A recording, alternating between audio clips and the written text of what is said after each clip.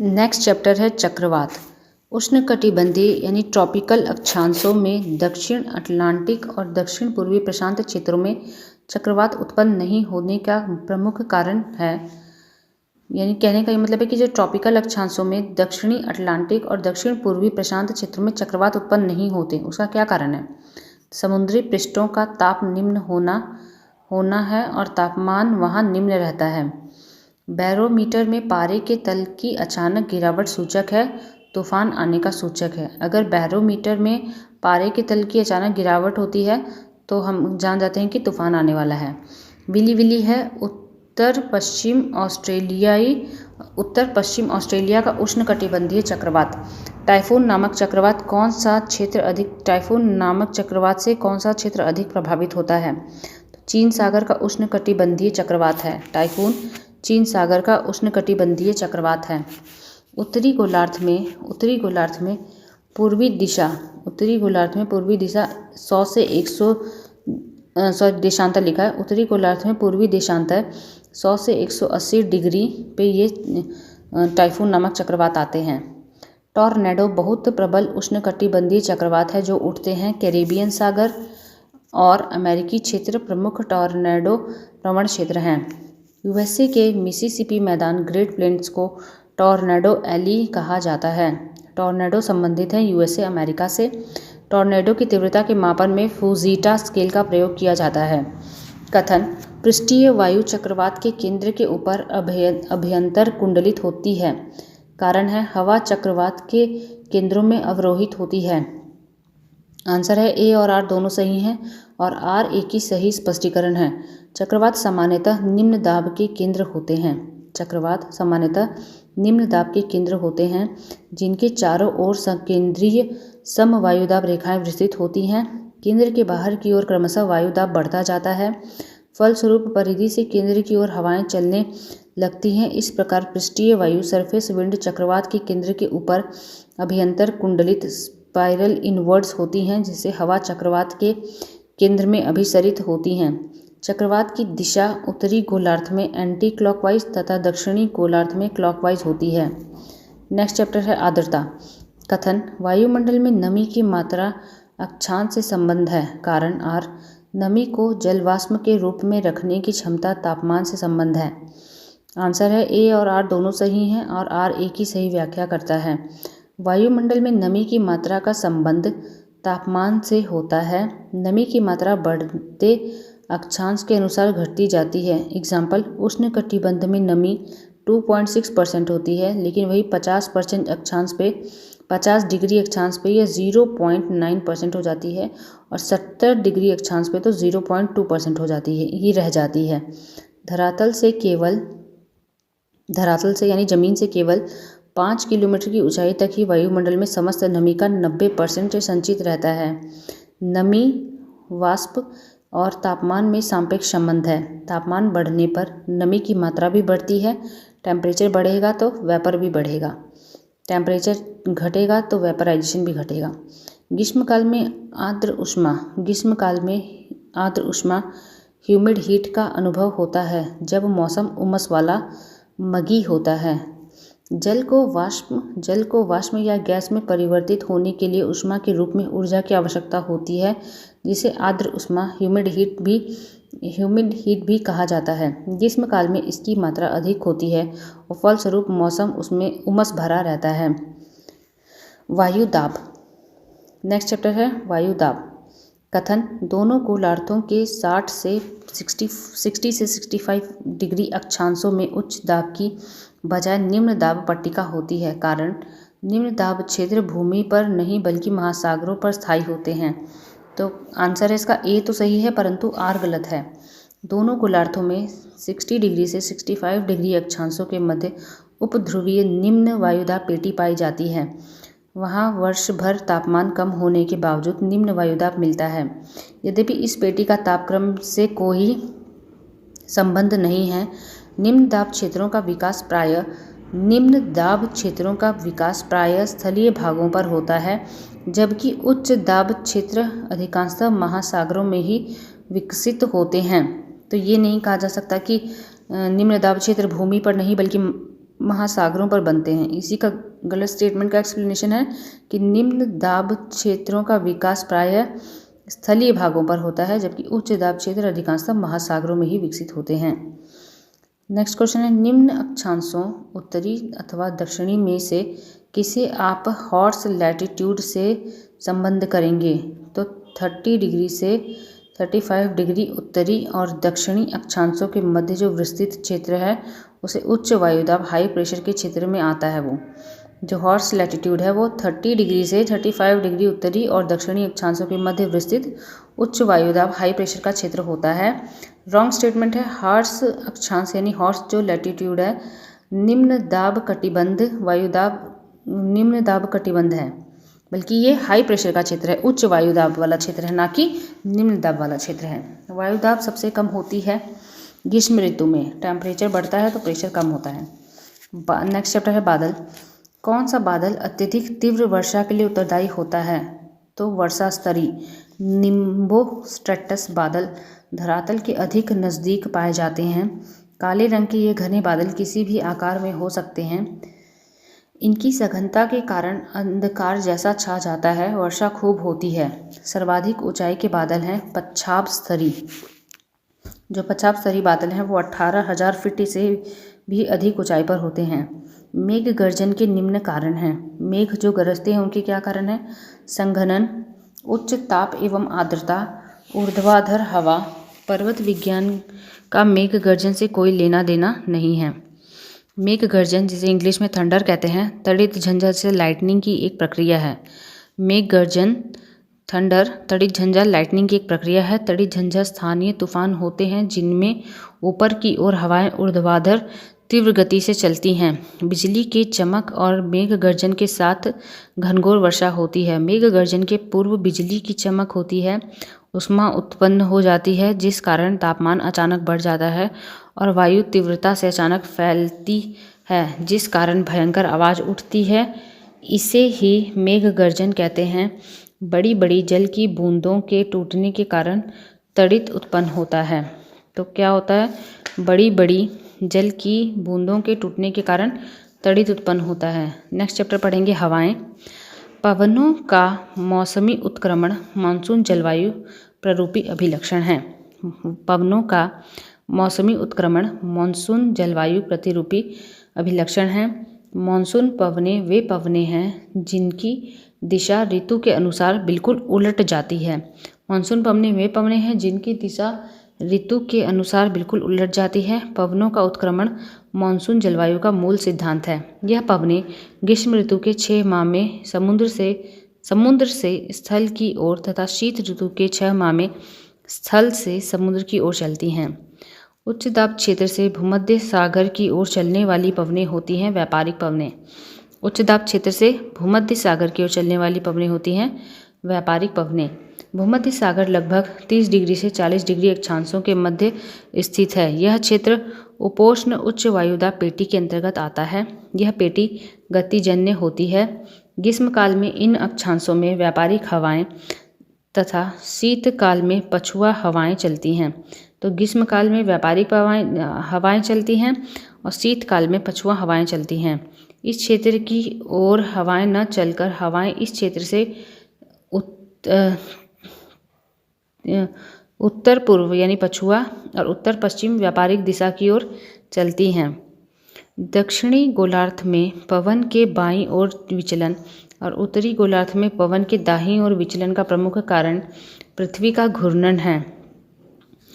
यह कोरियोलिस बल के कारण होता है। कहने का मतलब है दक्षिणी गोलार्ध में पवन बाईं ओर विचलित होती है और उत्तरी गोलार्ध में पवनें दाहिनी ओर विचलन करती हैं। इसका प्रमुख कारण पृथ्वी का घूर्णन है और ये कोरियोलिस बल के कारण होता है। कोरियोलिस बल पृथ्वी के घूर्णन के कारण उत्पन्न होता है। जो कोरियोलिस बल है वह पृथ्वी के घूर्णन के कारण उत्पन्न होता है। अब नेक्स्ट पेपर पे देखेंगे हवाएं अभी कंटिन्यू करेंगे। भी हवाएं चैप्टर ख़त्म नहीं हुआ है। संयुक्त राज्य अमेरिका के मध्य मैदानों पर चिनूक हवाओं का क्या प्रभाव पड़ता है? नेक्स्ट क्वेश्चन है संयुक्त राज्य अमेरिका के मध्य मैदानों पर चिनूक हवाओं का क्या प्रभाव पड़ता है? जाड़े का तापमान बढ़ जाता है। जाड़े का तापमान बढ़ जाता है तथा बर्फ पिघल जाती है। गरजती चालीसा, प्रचंड पचासा, चीखता साठा क्या है? ये दक्षिणी गोलार्ध में पश्चिमी पवनें हैं। रोरिंग फोर्टीज, तूफानी चालीसा, लंबी चालीसा पवनें, सशक्त समुद्री हवाएं 40 से 40 डिग्री से 50 डिग्री अक्षांशों पर दक्षिणी गोलार्ध में, याद दीजिएगा दक्षिणी गोलार्ध में, मुख्यतः दक्षिण हिंद महासागर क्षेत्र में प्रवाहित होती हैं। इनके साथ प्रचंड झंझावात भी चलते हैं। प्रचंडता के कारण ही इन्हें गरजती चालीसा कहा जाता है। दूसरा, ये बड़ी शक्ति और स्थिरता से बहती हैं। तीसरा, इनकी दिशा सामान्य तौर पर दक्षिणी गोलार्ध में उत्तर पश्चिम से दक्षिण पूर्व की ओर होती है। मेघाच्छादन आकाश, वर्षा और खराब मौसम इनके साथ सामान्य तौर पर संबंधित रहते हैं। वेलिंगटन, न्यूजीलैंड एकमात्र राजधानी है जो इन गरजती चालीसा हवाओं के मार्ग में पड़ती है। उत्तरी गोलार्ध की तुलना में दक्षिणी गोलार्ध में पश्चिमी पवन अधिक सशक्त तथा स्थायी होती हैं।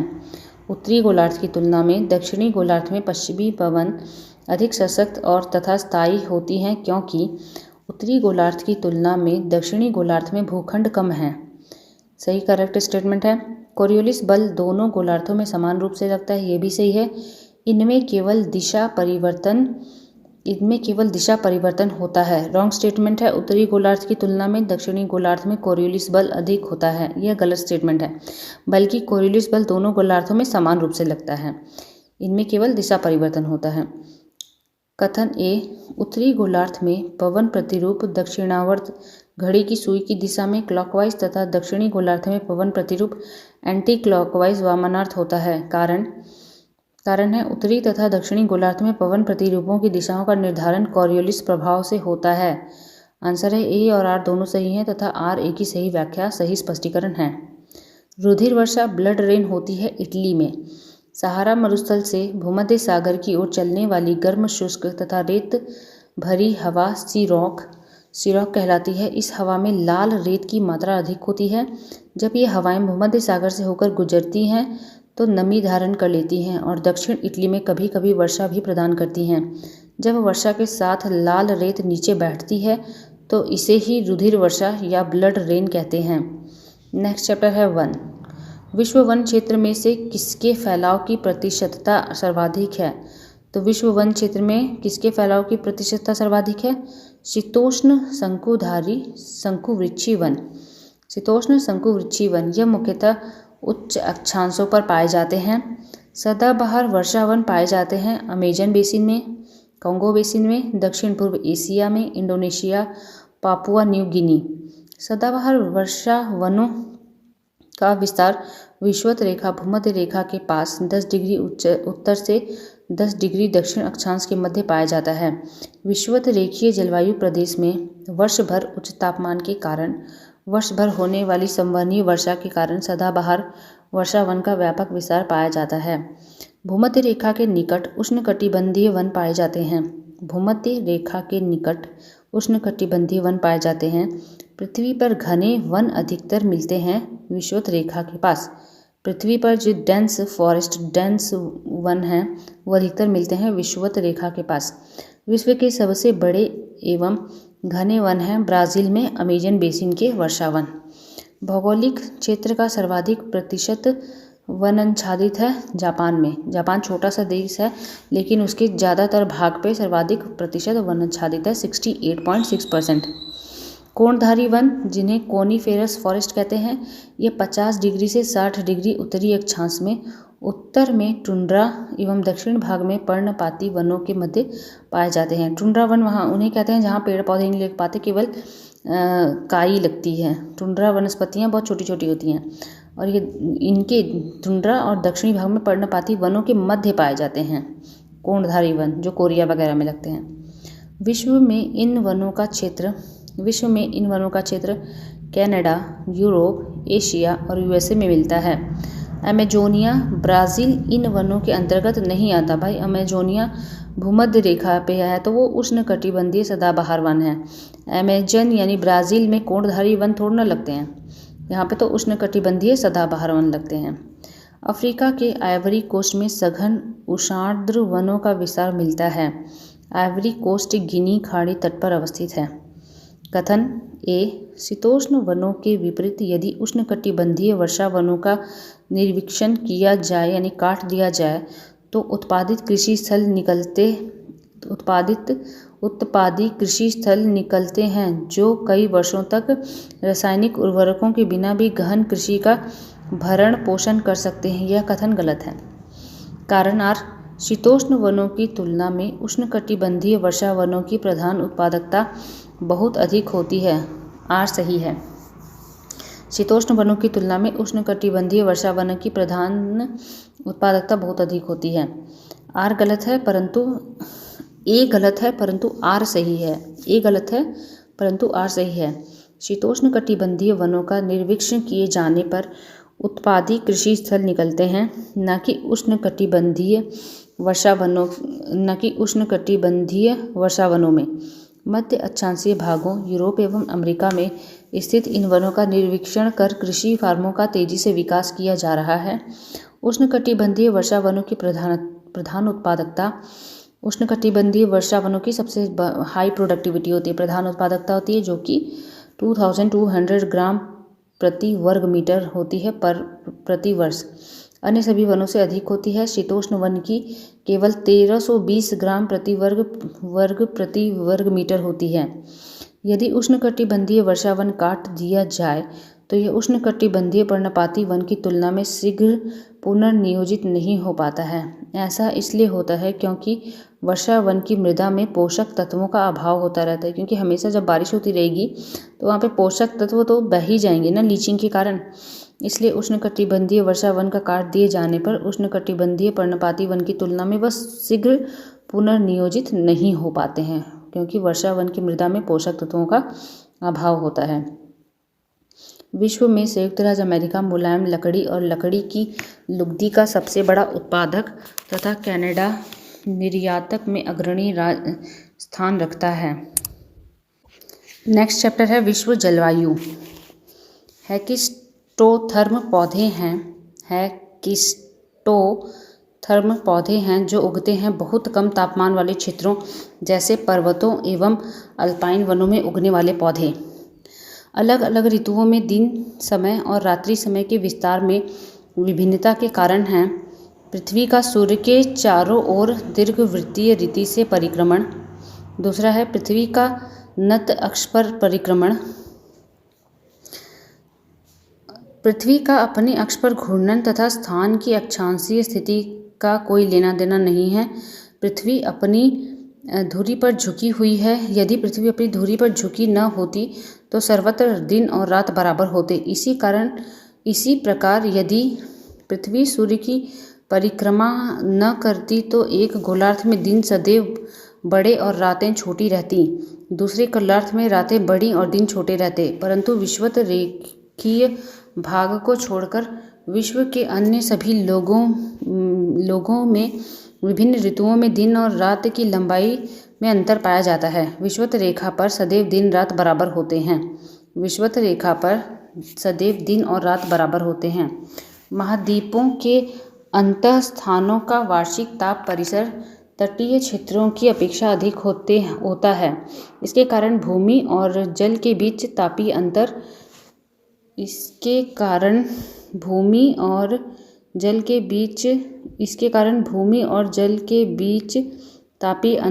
सूर्य से प्राप्त सूर्यातप से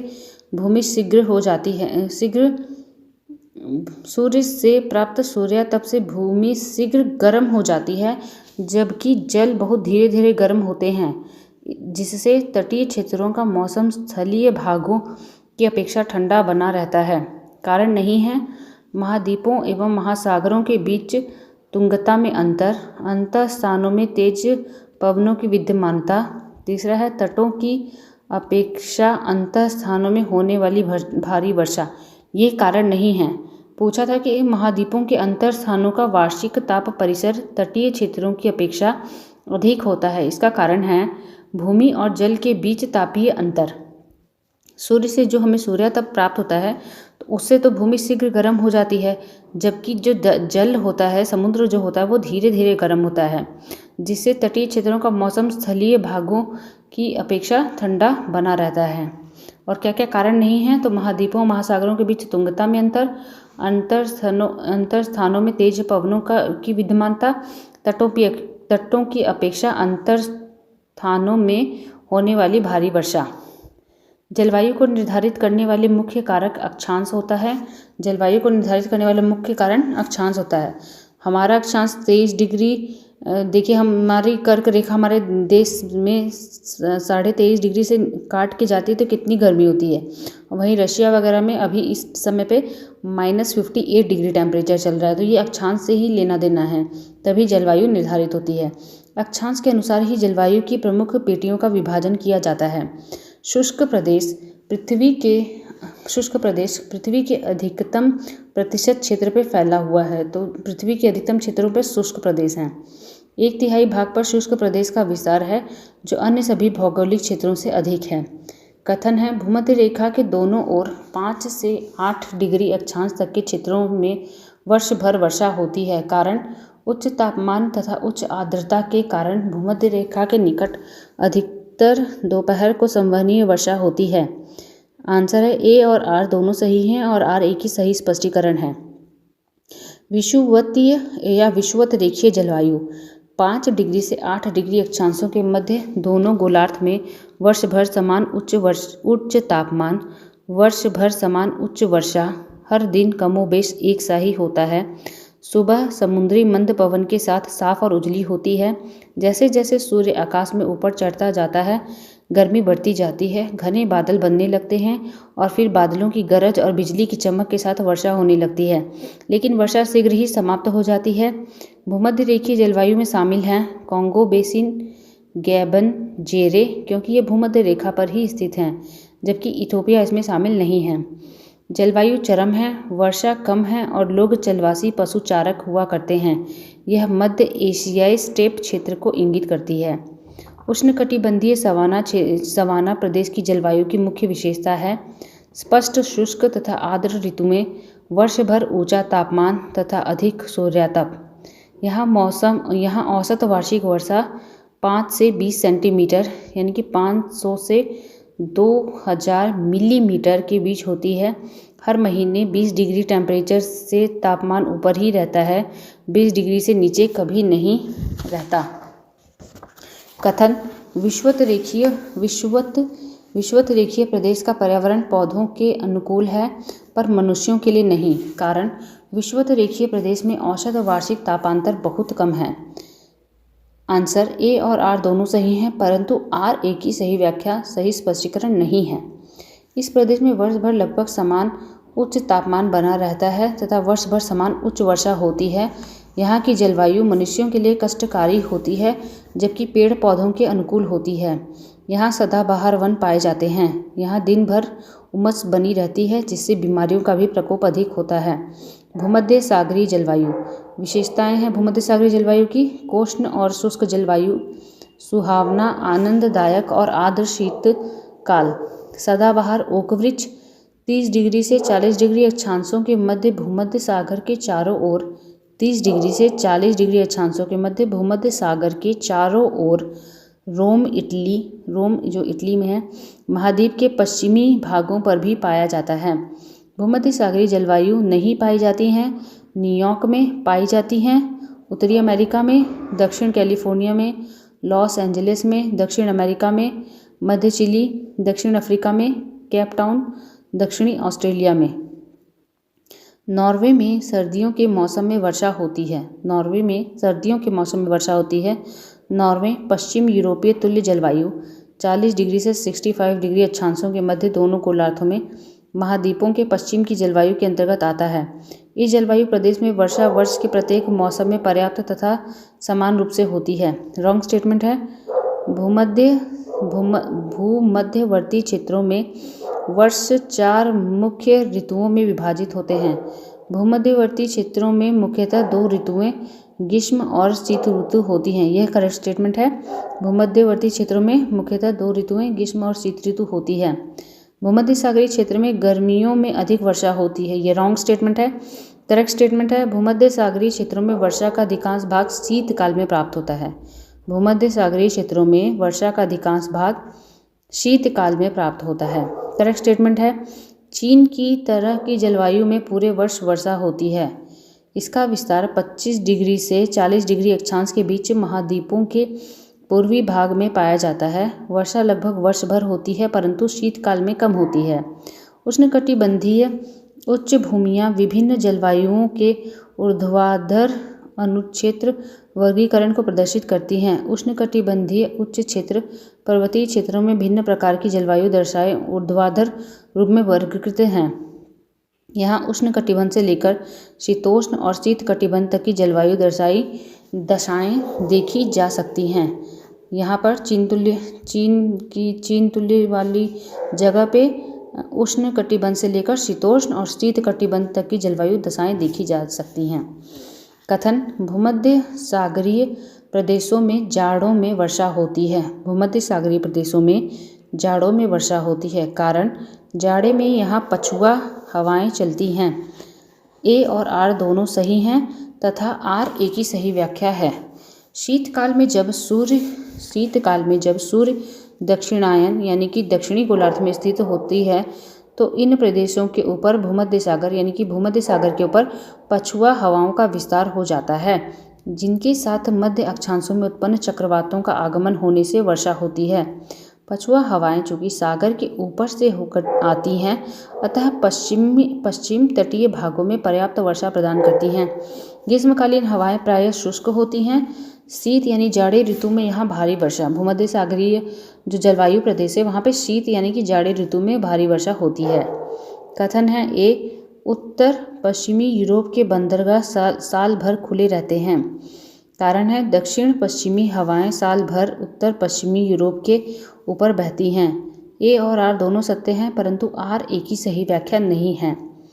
पश्चिम यूरोपीय जलवायु प्रदेश में तापमान पर सागर जलधाराओं तथा प्रचलित वायु का पर्याप्त प्रभाव होता है।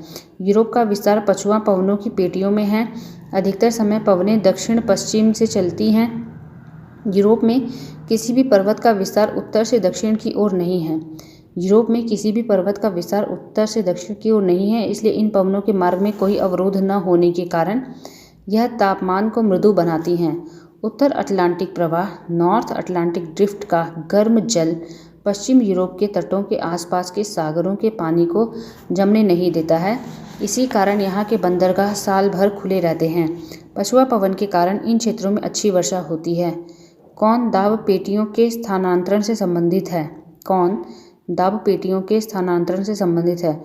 तो भूमध्य सागरीय जलवायु और मानसून जलवायु, न कि विषुवत-रेखीय जलवायु और न ही पश्चिम यूरोपीय जलवायु। भूमध्य सागरीय जलवायु वाले प्रदेश दोनों गोलार्धों में 30 डिग्री से 40 डिग्री अक्षांशों के मध्य महाद्वीपों के पश्चिमी भागों में पाए जाते हैं। 30 से 35 अक्षांशों के मध्य उपोष्ण उच्च वायुदाब की पेटी होती है। 30 से 35 डिग्री अक्षांशों के मध्य उपोष्ण उच्च वायुदाब की पेटी होती है।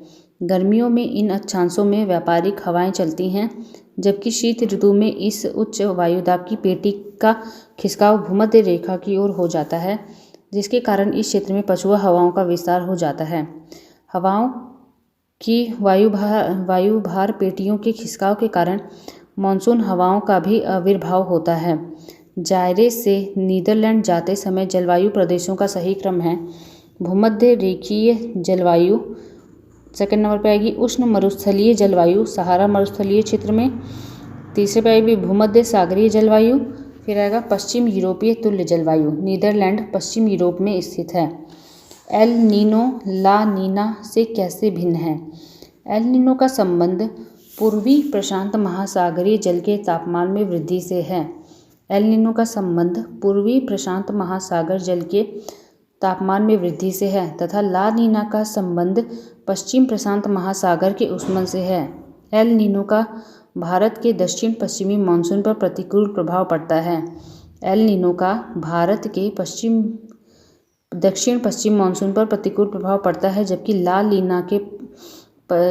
लीना के पश्चिम प्रशांत महासागर के उष्णकटिबंधीय भाग में तापमान में वृद्धि होने तथा वाष्पीकरण अधिक होने से इंडोनेशिया एवं ऑस्ट्रेलिया के सीमावर्ती भागों में सामान्य से अधिक वर्षा होती है और भारत में भी ग्रीष्मकालीन मानसून अधिक सक्रिय होता है। तो एल नीनो तो भारत के लिए अच्छा नहीं है, लेकिन ला नीना भारत के लिए बहुत ही अच्छा है। एल नीनो बनता है प्रशांत महासागर में पेरू तट के पास गर्म धारा है। यह प्रशांत महासागर में बनता है, पेरू तट के पास बनता है और ये गर्म धारा है। यह भारतीय मानसून वर्षा को प्रभावित कर सूखे जैसी स्थितियों को जन्म देता है। ला नीना विषुवत रेखीय प्रशांत महासागर में कम ताप को दर्शाता है। यह एल नीनो के विपरीत है। यह भारतीय मानसून के लिए अच्छी है। नेक्स्ट चैप्टर पढ़ेंगे मृदा। चिकनी मिट्टी में केशिका कैपिलरी सबसे अधिक प्रभावशाली होती है।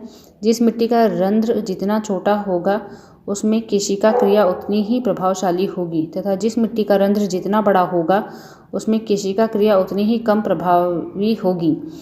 सबसे अच्छी होती है चिकनी मिट्टी, फिर गादीय दोमट, फिर बलुई दोमट, फिर बलुई मृदा।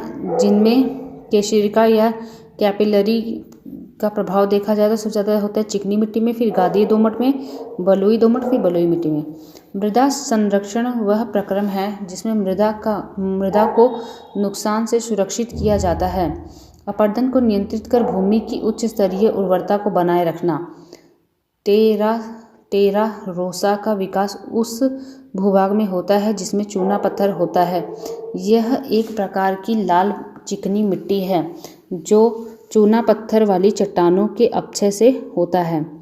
मृदा विच्छालन बड़ी समस्या है उष्णकटिबंधीय वर्षावन प्रदेशों में। मृदा विच्छालन का मतलब होता है कि जो मृदा की ऊपरी परत होती है वह पानी से बह जाती है। तो मृदा विच्छालन बड़ी समस्या है उष्णकटिबंधीय वर्षावन प्रदेशों में, क्योंकि यहाँ वर्ष भर मूसलाधार वर्षा से मृदा विच्छालन प्रमुख समस्या है। हेलोफाइट्स अच्छी वृद्धि करते हैं क्षारीय मिट्टी में, नमकीन मिट्टी में। हेलोफाइट्स पौधे की प्रजाति है जो कि क्षारीय मिट्टी में भी या नमकीन मृदा में भी उग जाती है। मृदा में नाइट्रोजन को बढ़ाता है। जंतुओं द्वारा यूरिया का उत्सर्जन, जीवों एवं वनस्पतियों की मृत्यु के बाद अपघटकों द्वारा इनका अपघटन किया जाता है। इसमें मनुष्य द्वारा कोयले को जलाना शामिल नहीं है, क्योंकि कोयले को जलाने से सल्फर डाइऑक्साइड और कार्बन डाइऑक्साइड निकलती है। यहाँ पूछ रहा है कि नाइट्रोजन कैसे बढ़ेगा, ना कि सल्फर डाइऑक्साइड और कार्बन डाइऑक्साइड के बारे में पूछ रहा है। भू संरक्षण की परिरेखा बंधक विधि काउंटर बैंडिंग का प्रयोग पहाड़ी ढलान क्षेत्रों में किया जाता है। वर्षा के दौरान यह पानी के बहाव को धीमा करके मृदा अपरदन को रोकता है। इसके तहत पहाड़ी ढलानों पर मेड़ बंदी करके खेती की जाती है, जिससे बारिश का पानी तेजी से नीचे जाता है और मृदा का कटाव कम होता है। कथन केचुए खेती के लिए अच्छे नहीं हैं, ये रॉन्ग स्टेटमेंट है। केचुए मिट्टी को महीन कणों में परिवर्तित कर इसे नरम बना देते हैं, यह सही स्टेटमेंट है। ए गलत है लेकिन आर सही है। केचुए मिट्टी के निर्माण एवं इसकी उत्पादकता में वृद्धि में विशेष योगदान देते हैं। इन्हें पारिस्थितिकीय तंत्र का इंजीनियर कहा जाता है। ये मिट्टी में छिद्रों का निर्माण करते हैं जिनसे होकर जल और ऑक्सीजन अंदर तक पहुंचती है तथा CO2 बाहर निकलती है। केचुओं का मल मिट्टी की उत्पादकता के लिए महत्वपूर्ण होता है। ये मिट्टी को महीन कणों में परिवर्तित कर नरम बना देता है, इसलिए दूसरा स्टेटमेंट सही है। नेक्स्ट चैप्टर पढ़ेंगे प्रजाति और जनजातियाँ। प्रजातीय और जनजातियाँ। खानाबदोश जनजाति के लोग सर्वाधिक शुष्क क्षेत्रों में पाए जाते हैं। तो जो खानाबदोश जनजाति के लोग हैं वह सर्वाधिक शुष्क क्षेत्रों में पाए जाते हैं, जो कि अफ्रीका, मध्य एशिया, दक्षिण अमेरिका के शुष्क क्षेत्रों में प्रमुखता से खानाबदोश लोग पाए जाते हैं। ऋतु प्रवास मानव व उनके पशुओं का मौसमी स्थानांतरण घाटी से पर्वत की ओर व पर्वत से घाटी की ओर ये ऋतु प्रवास करते हैं, जिसमें कि गद्दी, बकरवाल, भोटिया जो जनजातियाँ हैं ये प्रमुख रूप से ऋतु प्रवास करती हैं। मानव प्रजातियों में सबसे नवीनतम है क्रो-मैग्नन मानव। क्रो-मैग्नन मैन जो है वह प्रजातियों में सबसे नवीनतम है। यह वर्तमान आधुनिक मानव होमो सैपियंस के ठीक पहले थे। पृथ्वी के तल पर प्रथम पक्षी आर्कियोप्टेरिक्स का प्रादुर्भाव 150 मिलियन यानी कि 15 करोड़ वर्ष पूर्व माना जाता है। काकेशियाई प्रजाति के सदस्यों की संख्या सर्वाधिक है। काकेशियाई प्रजाति के सदस्यों की संख्या सर्वाधिक है। पिग्मी पाए जाते हैं विषुवत रेखीय वनों में। अफ्रीका के कांगो बेसिन के निवासी हैं। जो पिग्मीज हैं वह विषुवत रेखीय वनों में पाए जाते हैं और ये अफ्रीका के कांगो बेसिन के निवासी हैं। यह मुख्यतः शिकारी और संग्राहक हंटर और गैदरर्स जनजाति हैं, परंतु घुमक्कड़ और पशुचारक जनजाति नहीं हैं। हंटर और गैदरर्स हैं, घुमक्कड़ और पशुचारक जनजाति नहीं हैं। पिग्मी जनजाति के लोग वृक्षों पर अपने घरों का निर्माण करते हैं तथा वृक्ष पर सीढ़ी लगाकर घर में जाते हैं। जैविक समुदायों के अंतर्गत कुछ जातियां बड़ी संख्या में अन्य जातियों की समुदाय में बने रहने की क्षमता को निर्धारित करने में महत्वपूर्ण होती हैं। ऐसी जातियों को कहते हैं मूलाधार की स्टोन जातियां पायनियर या प्राथमिक जातियां होती हैं। सामुदायिक जीवन ही इनकी जीवन शैली होती है, इसलिए यह सामुदायिक जीवन क्षमता को निर्धारित करती हैं। इनुइट लोग नहीं पाए जाते हैं स्वीडन में। जो इनुइट लोग मूल रूप से पाए जाते हैं कनाडा, डेनमार्क, ग्रीनलैंड, रूस, अमेरिका के अलास्का के आर्कटिक क्षेत्रों में अधिवासित होते हैं। इनुइट लोग कनाडा में, डेनमार्क में, ग्रीनलैंड में, रूस में, अमेरिका के अलास्का के आर्कटिक क्षेत्र में अधिवासित हैं। भाषाएं। एस्पेरांटो है विश्व भाषा के रूप में कार्य करने के लिए बनाई गई एक कृत्रिम भाषा। यह अंतर्राष्ट्रीय संपर्क हेतु सहायक भाषा है। विश्व में सबसे ज़्यादा बोली जाने वाली भाषा है। फर्स्ट नंबर पे है मंदारिन, चीन की भाषा। सेकंड नंबर पे बोली जाती है अंग्रेजी। थर्ड नंबर पे बोली जाती है हिंदी। इसे करंट के हिसाब से अपडेट कर लीजिएगा। और चौथे नंबर पे स्पेनिश, पाँचवें नंबर पे अरबी। अब हो सकता है कि सबसे ज़्यादा भाषा हिंदी बोली जाती हो, लेकिन कुछ कह भी नहीं सकते। चीन की मंदारिन, फिर सेकंड नंबर पे अंग्रेजी, थर्ड पे हिंदी, चौथे पे स्पेनिश और पाँचवें पे अरबी, छठवें पे मलय, सातवें में रूसी भाषा, आठवें पे बंगाली। सिंगापुर की तमिल भाषा आधिकारिक प्रमुख भाषा है। अन्य है मलय, तमिल, अंग्रेजी, मंडेरिन, चाइनीज़। भारत में सबसे ज़्यादा बोली जाने वाली भाषा हिंदी है। सेकंड नंबर पे बंगला, थर्ड नंबर पे मराठी, चौथे पे तेलुगु, पाँचवें पे तमिल, छठवें पे गुजराती, सातवें पे उर्दू, आठवें में कन्नड़। सबसे ज़्यादा हिंदी, फिर बंगला, फिर मराठी, फिर तेलुगु, फिर तमिल, गुजराती, उर्दू, कन्नड़। आर्थिक भूगोल। कृषि एवं पशुपालन। संकर धान की खेती सर्वाधिक लोकप्रिय है चीन में। विश्व का धान जीन बैंक स्थित है फिलीपींस में। अंतर्राष्ट्रीय धान शोध संस्था फिलीपींस में है, जिसे विश्व का धान जीन बैंक भी फिलीपींस में है और अंतर्राष्ट्रीय धान शोध संस्था भी फिलीपींस में है। विश्व में चुकंदर के 2 सबसे बड़े उत्पादक हैं रूस और फ्रांस। थर्ड पे है अमेरिका, चौथे पे है जर्मनी। कौन एकमात्र चुकंदर से चीनी तैयार करता है? तो यूक्रेन में लगभग संपूर्ण चीनी चुकंदर से तैयार की जाती है। कपास का प्रति हेक्टेयर उत्पादन विश्व में सर्वाधिक है ऑस्ट्रेलिया, सेकंड नंबर पे है तुर्की, थर्ड नंबर पे है ब्राज़ील और चौथे नंबर पे है चीन। तो कपास का प्रति हेक्टेयर उत्पादन विश्व में सर्वाधिक है ऑस्ट्रेलिया में, फिर तुर्की में। प्रति हेक्टेयर बोल रहा है, यानी कि प्रति हेक्टेयर में उत्पादकता सबसे ज़्यादा किसकी होती है? तो ऑस्ट्रेलिया की, तुर्की की, ब्राज़ील की, फिर चीन की। कौन सा देश अरंड तेल बीज का सबसे बड़ा उत्पादक या निर्यातक है? तो ये जो अरंड तेल बीज है वो सबसे ज़्यादा भारत में उत्पादित होती है और यही सबसे बड़ा निर्यातक है। फिर है मोजाम्बिक, फिर है चीन, थर्ड नंबर पे है चीन। नेक्स्ट क्वेश्चन है, रोबस्ता एक प्रकार की कॉफ़ी है जो अफ्रीका में उत्पन्न होती है। तो रोबस्ता एक प्रकार की कॉफ़ी है जो अफ्रीका में उत्पन्न होती है। भारत में भी कॉफ़ी की 2 प्रजातियाँ उत्पादित होती हैं, एक रोबस्ता और अरेबिका। सबसे अधिक चाय का निर्यात करने वाला देश है केन्या, सेकंड नंबर पे चीन निर्यात करता है, थर्ड नंबर पे श्रीलंका। अमेरिका, यूएसए के हवाई राज्य में कॉफ़ी का उत्पादन होता है। अमेरिका यानी यूएसए के हवाई राज्य में कॉफ़ी का उत्पादन होता है। हवाई में उत्पादित कॉफ़ी कोनो कॉफ़ी के नाम से प्रसिद्ध है। उष्णकटिबंधीय फल अखरोट है, नारियल और काजू। उपोष्ण यानी सब ट्रॉपिकल या शीतोष्ण कटिबंधीय फल है सेब। छोटे क्षेत्रों में अधिक मानव श्रम की आवश्यकता होती है, इसे कहते हैं व्यापारिक बागवानी खेती। इसके अंतर्गत मसाले, फल, सब्जियां, झाड़ियां, फूल, चाय, कॉफ़ी, गन्ना, रबर आदि की खेती की जाती है। इस खेती में अधिक निरंतर रख रखाव की ज़रूरत के चलते अधिक लोगों की ज़रूरत पड़ती है। चेना झूमिंग मिल्पा का संबंध जलवासी कृषि से है। तुंगिया म्यांमार में की जाने वाली स्थानांतरित कृषि का स्थानीय नाम है। ये झूमिंग कृषि है, स्थानांतरित कृषि, शिफ्टिंग वाली कृषि है, तुंगिया बोलते हैं म्यांमार में।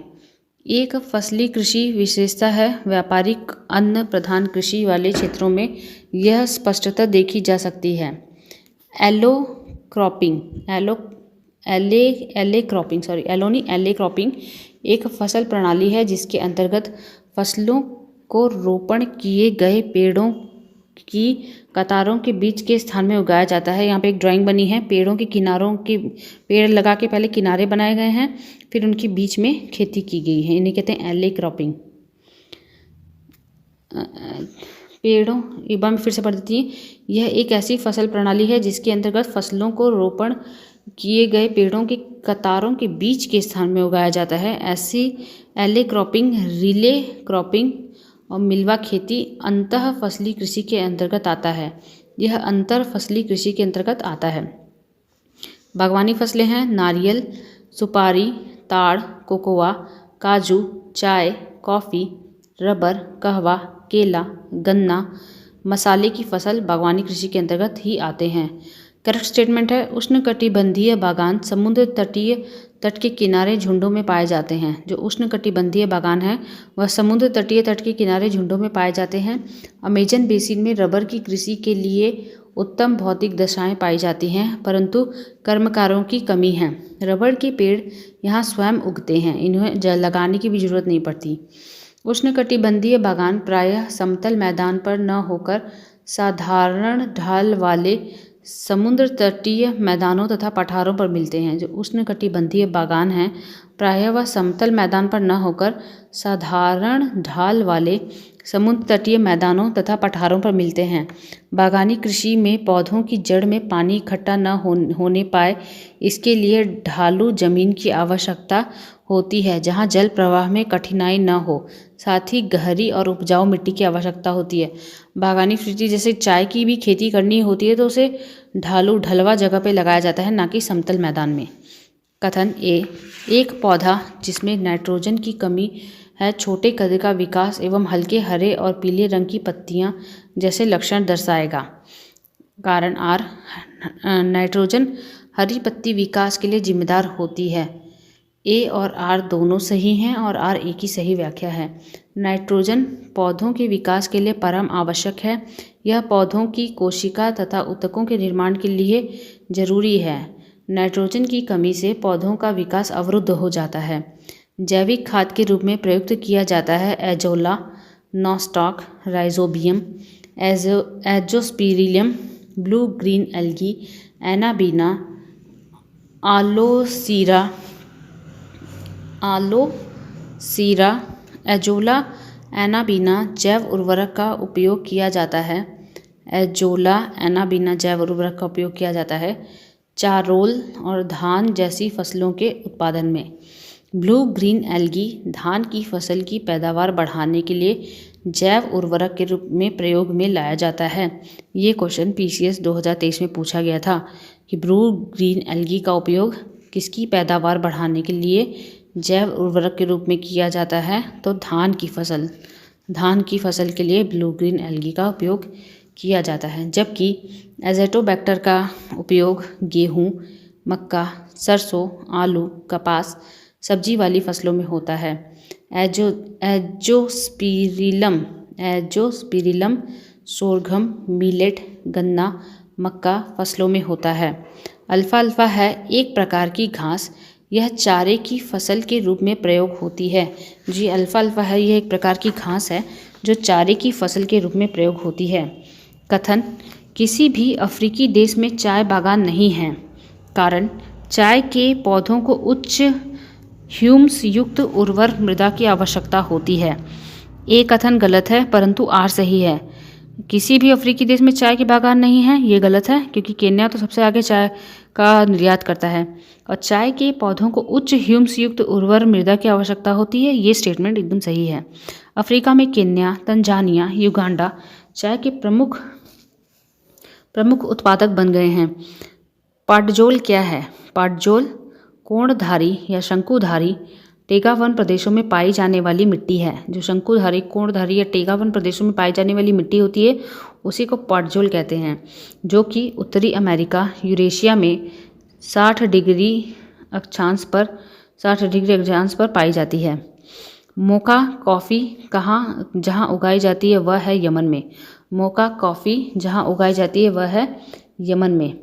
यह मोका नामक बंदरगाह से निर्यात के कारण इनका नाम मोका पड़ा।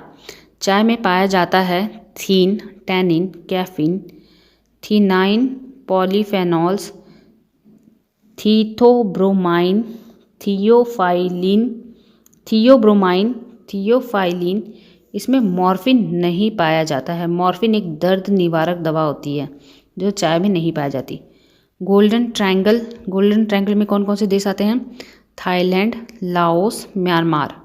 यह अफीम उत्पादक या निर्यातक देश हैं। जो गोल्डन ट्रायंगल में ये तीनों देश आते हैं, थाईलैंड, लाओस, म्यांमार, ये अफीम उत्पादक और निर्यातक देश हैं। गोल्डन क्रेसेंट पाकिस्तान, अफगानिस्तान और ईरान आते हैं। क्रेसेंट में पाकिस्तान, अफगानिस्तान और ईरान आते हैं। हेरोइन प्राप्त होती है अफीम पोस्ता से। किस देश समूह में मक्का मुख्य भोजन के रूप में प्रयोग में आता है? तो यह मध्य अफ्रीका के लोग मक्के को मुख्य भोजन के रूप में लेते हैं। अब हम पढ़ेंगे विविध। Leap forward policy. The great leap forward policy के कारण भूखमरी से लाखों लोगों की मृत्यु हुई थी चीन में 1958 से लेकर 1960 के बीच। उड़ाका पक्षियों में सबसे ऊंचे कद वाला है सारस। शुतुरमुर्ग सबसे बड़ा पक्षी है लेकिन वह उड़ता नहीं है। विश्व की सबसे ऊंचाई पर स्थित दूरबीन वेधशाला है भारत के लद्दाख में सरस्वती पर्वत चोटी पर हेनले गांव में स्थित 14,800 फीट की ऊंचाई पर, मीटर में देखा जाएगा तो 4,500 मीटर की ऊंचाई पर। भू युद्ध नीति की दृष्टि से दक्षिण पूर्वी एशिया महत्वपूर्ण क्षेत्र है। इसका प्रमुख कारण है कि यह प्रशांत महासागर और हिंद महासागर के बीच स्थित है और उसका चरित्र उत्कृष्ट समुद्रवर्ती है। इसके महत्व के चलते स्पाइक मैन ने इसे रिमलैंड का सिद्धांत दिया था। तो ये याद रखना कि स्पाइक मैन ने जो इंडो पैसिफिक रीजन है उसको रिमलैंड का सिद्धांत दिया था। पेड़ की आयु का पता लगाया जा सकता है उसके धड़ पर वलयों की संख्या की गणना करके। मौसम में होने वाले परिवर्तनों से वृक्षों के तनों में परिवर्तन होता है। जैसे जैसे मौसम में परिवर्तन होता है वैसे वैसे वृक्षों के तनों में परिवर्तन होता है। विश्व में पहला परमाणु बिजली घर स्थापित किया गया था यूएसए में। यूएसए उपग्रह प्रक्षेपण केंद्र स्थापित है केप कैनवरल फ्लोरिडा राज्य में। समुद्री मील की जब हम बोलते समुद्री मील तो उसमें आते हैं 1852 मीटर की लेंथ। भौमिक मील की दूरी 1609 मीटर। भौमिकी मील की दूरी समुद्री मील की दूरी से कम है। देख के ही पता चल रहा है कि भौमिकी मील केवल 1609 मीटर है और समुद्री मील की दूरी 1852 मीटर है। आइबेरियन प्रायद्वीप में शामिल है स्पेन, पुर्तगाल, एंडोरा, फ्रांस एवं स्पेन की सीमाओं से लगा छोटा देश है आइबेरियन प्रायद्वीप। फ्रांस और स्पेन की सीमाओं से लगा है देश, लेकिन स्पेन, पुर्तगाल, एंडोरा प्रायद्वीप से आइबेरियन प्रायद्वीप से अपना शेयर करते हैं बाउंड्री, लेकिन जो एंडोरा है वह फ्रांस और स्पेन की सीमाओं से लगा छोटा देश है, जबकि ग्रीस और अल्बानिया इसके भाग नहीं हैं। समान वर्षा वाले क्षेत्र को जोड़ने वाली रेखा कही जाती है आइसोहाइट। समवर्षा रेखा। समान वर्षा वाले क्षेत्रों को जोड़ने वाली रेखा कही जाती है आइसोहाइट, समवर्षा रेखा। मानचित्र पर समान वायुमंडलीय दाब वाले स्थानों को मिलाने वाली रेखा आइसोबार समदाब रेखा कहलाती है। मानचित्र पर समान तापमान के स्थानों को मिलाने वाली रेखा आइसोथर्म समतापी कहलाती है। मानचित्र पर महासागरों की समान लवणता वाले स्थानों को मिलाने वाली रेखा आइसोहेलाइन समलवण रेखा कहलाती है। संसार के सर्वाधिक महत्वपूर्ण मत्स्य क्षेत्र उन क्षेत्रों में पाए जाते हैं जहां कोष्ण तथा शीत सागरीय धाराएं मिलती हैं। मत्स्य उत्पादन के प्रमुख क्षेत्र भूमध्य रेखा के दोनों ओर 40 से 60 अक्षांशों के मध्य के बीच पाए जाते हैं। ग्रैंड बैंक स्थित है उत्तर अमेरिका के पूर्वी तट पर। अटलांटिक महासागर के उत्तर पश्चिमी क्षेत्र में यह महत्वपूर्ण मत्स्य ग्रहण क्षेत्र है। भूगोल में नवनियतिवाद के सिद्धांत का प्रतिपादन किया था जी टेलर ने। नियो डिटर्मिनिज्म करेक्ट स्टेटमेंट है। ऑस्ट्रेलिया एक संघीय राज्य है, पूर्णतः बाल्कन देश हैं। Albania, Bosnia Herzegovina, Bulgaria, Kosovo, Macedonia व मोंटेनेग्रो। नोवा स्कोटिया कोयला क्षेत्र कनाडा में अवस्थित है। नोवा स्कोटिया कोयला क्षेत्र कनाडा में अवस्थित है। पत्तन और बंदरगाह नेक्स्ट चैप्टर है पत्तन और बंदरगाह। जापान का सबसे व्यस्त समुद्र पत्तन है योकोहामा जापान का सबसे व्यस्ततम समुद्र पत्तन है।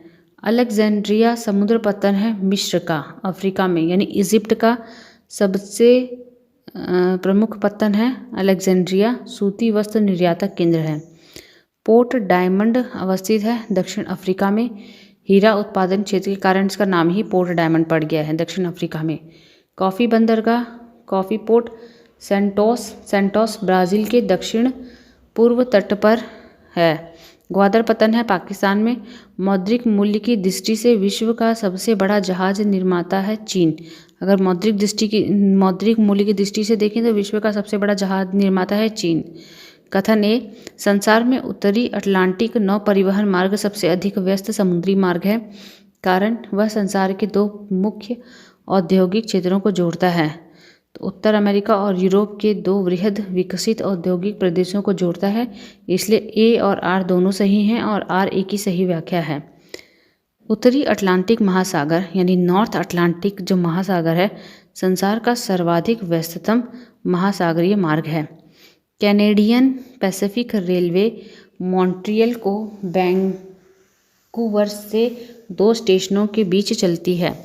जो कैनेडियन पैसिफिक रेलवे है वह मॉन्ट्रियल को वैंकूवर से 2 स्टेशनों के बीच चलती है। विश्व की सबसे लंबी रॉक टनल है गोथहार्ड बेस टनल, जो कि स्विट्जरलैंड में है। 57 किलोमीटर की ये रॉक टनल है। विश्व में सबसे लंबा रेलवे नेटवर्क है अमेरिका का 2,50,000 किलोमीटर।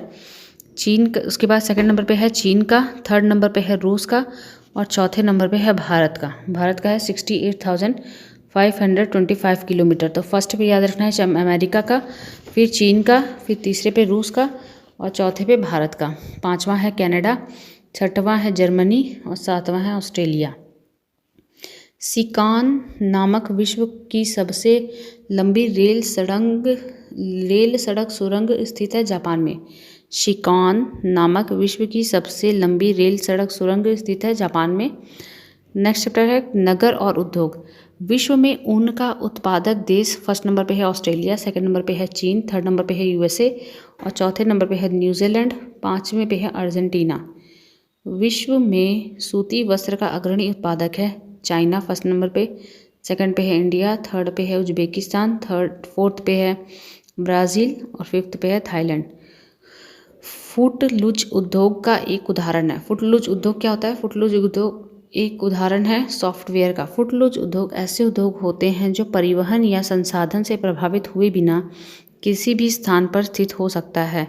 इलेक्ट्रॉनिक्स उद्योग की अवस्थिति के लिए कच्चे माल की उपलब्धि मूल कारक नहीं है। इलेक्ट्रॉनिक उद्योग भी एक तरह का फुटलूज उद्योग ही है, वहाँ पे कच्चे माल की उपलब्धि मूल कारण नहीं है। नहीं, ये गलत एग्जाम्पल हो जाएगा। इलेक्ट्रॉनिक उद्योग के लिए कच्चे माल की उपस्थिति मूल कारण नहीं है, लेकिन ये फुटलूज उद्योग में नहीं आएगा। सॉफ्टवेयर क्या है, हमें दिखता नहीं है, ये एक फुटलूज उद्योग है जिसके लिए परिवहन और संसाधन से कोई लेना देना नहीं होता। नेक्स्ट क्वेश्चन पढ़ेंगे। जापान विश्व के अग्रणी औद्योगिक देशों में से एक है। जापान विश्व के अग्रणी औद्योगिक देशों में से एक है क्योंकि उच्च तकनीकी क्षमता के कारण इनके पास खनिज संसाधनों का अभाव होता है। कागज लुगदी बनाने हेतु पॉपुलर काष्ठीय कच्चा पदार्थ प्रयुक्त किया जाता है। कागज लुगदी बनाने हेतु पॉपुलर नाम का काष्ठीय कच्चा पदार्थ प्रयुक्त किया जाता है। शर्करा उद्योग के उपोत्पाद की उपयोगिता के संबंध में करेक्ट स्टेटमेंट है। खोई को ऊर्जा उत्पादन के लिए जैव मात्रा ईंधन के रूप में प्रयुक्त किया जा सकता है। खोई माने वही जो मोलासिस होते हैं उनको ऊर्जा उत्पादन के लिए जैव मात्रा ईंधन के रूप में प्रयुक्त किया जा सकता है। गन्ने के रस सीरे से एथेनॉल उत्पादन के लिए प्रयुक्त किया जा सकता है। रॉन्ग स्टेटमेंट है। सीरे को कृत्रिम रासायनिक उर्वरकों के उत्पादन के लिए एक भरण स्टॉक की तरह प्रयुक्त किया जा सकता है। यह रॉन्ग स्टेटमेंट है। किस देश में बाजार आधारित लौह एवं इस्पात के कारखाने पाए जाते हैं?